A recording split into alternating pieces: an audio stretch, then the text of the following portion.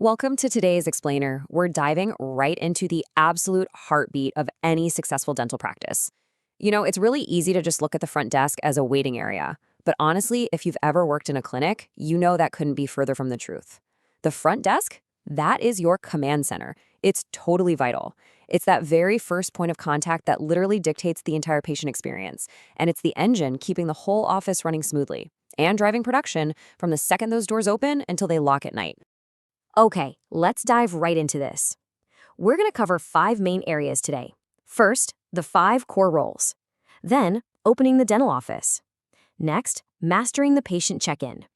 After that, midday flow to checkout. And finally, handling patient no-shows.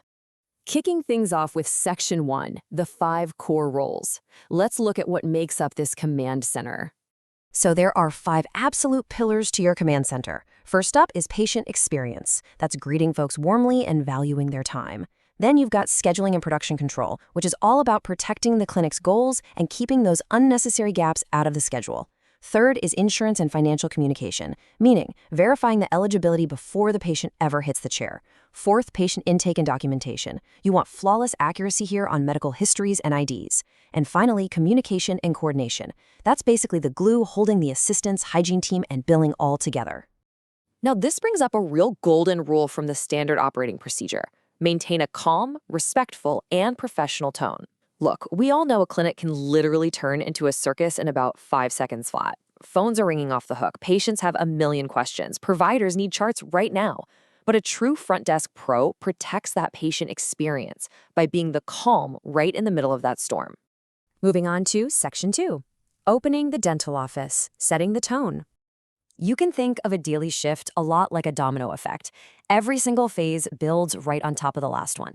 If we stumble during that morning opening, well, the check-in process gets chaotic, and when check-in is chaotic, your midday flow totally backs up. Mastering each of these distinct phases is literally the only way to protect your momentum for the whole day. So, what does that morning hustle actually look like? Well, you're going to start by logging into all the systems, checking those voicemails, and reviewing the daily schedule for priorities. You're basically playing defense here. You're looking ahead for emergency slots, high production cases, and making sure new patient forms are prepped. Catching all these variables bright and early, that's exactly how you prevent those dreaded midday surprises.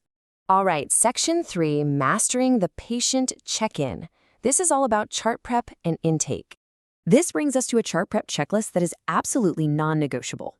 The very first thing you do when a patient walks in, set their status to in reception.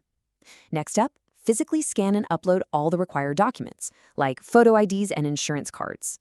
After that, verify the insurance breakdown, attach the right responsible party, update any medical alerts, and finally, flip that status to available. That tells your clinical team the patient is completely ready to go.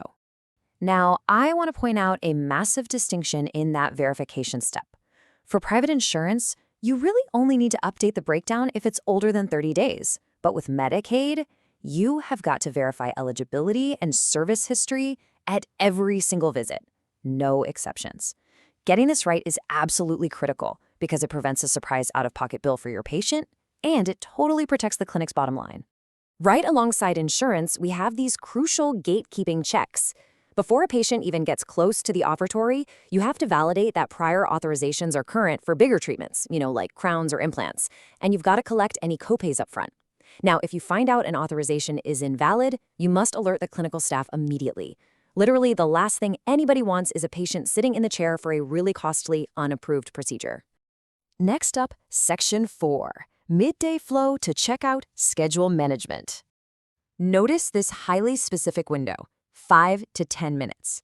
That is the exact minute mark a patient is late before you must proactively contact them. You definitely don't want to just sit there waiting 20 minutes hoping they walk in while your whole schedule falls apart. Reaching out proactively keeps the schedule super tight, avoids those annoying gaps, and lets you pivot quickly with the clinical staff if you need to squeeze in a same-day add-on. As the patient finishes up, we roll right into the checkout phase.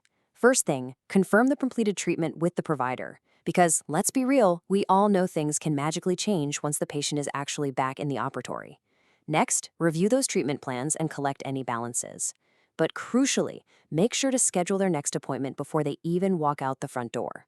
The ultimate goal here is that they leave with zero confusion about what's next or where they stand with payments.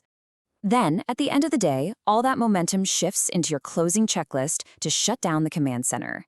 You're going to balance the daily collections, cash, cards, checks, confirm that all encounters are completely closed out in the system, and review tomorrow's schedule for any upcoming verifications.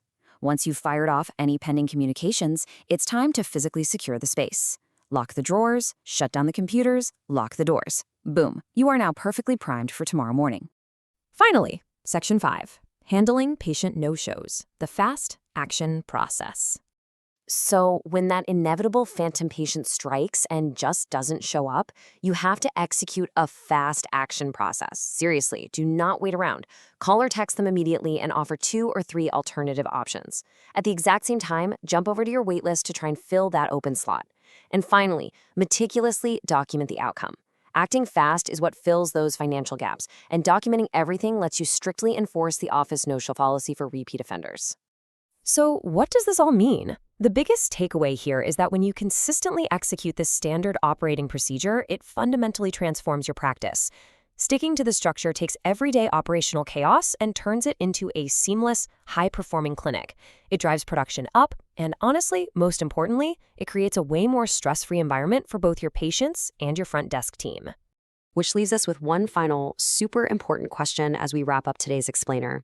Is your command center actually ready for tomorrow? Take a quick second to reflect on your own routines. Are you really mastering those 5 core roles? Are you remembering to verify Medicaid at every single visit? Because when you master these steps, you truly master the entire flow of the office. Thanks so much for joining me to break down this blueprint. Now go review your front desk checklists today.